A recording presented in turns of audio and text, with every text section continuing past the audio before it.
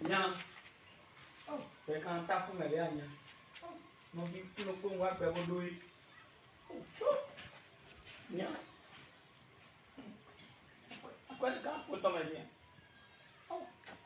Thế là mà ăn nếu quét kem này, quét kem. Nha.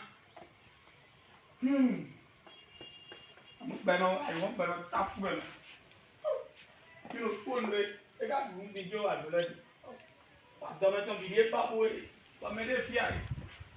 Si tao biết địa cái này gì nha. Có làm video khác kìa.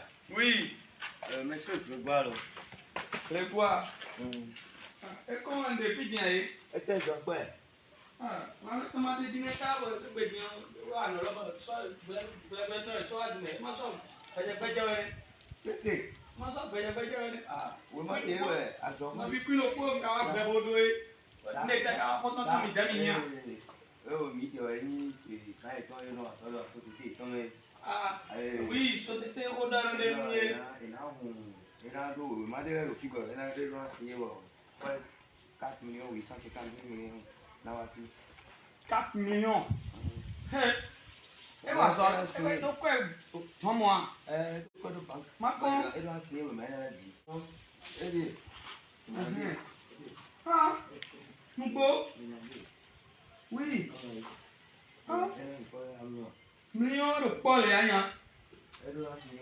Cái bọn chơi hay là xin tôi thấy thằng mẹ đi mà sao nó nhảy. Bọn đấy mà các cái nhà luôn. Khá. Ấy trời.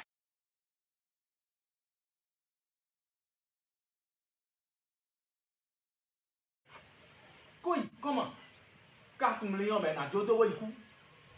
Mi wa dai mi ama nti wa imo wa dai ya. Be do iku 4 millions kudi be na jodo. Nya ko sinye me. Mi wa so we ma mi ton ye. Mi iku abo fire de compte me.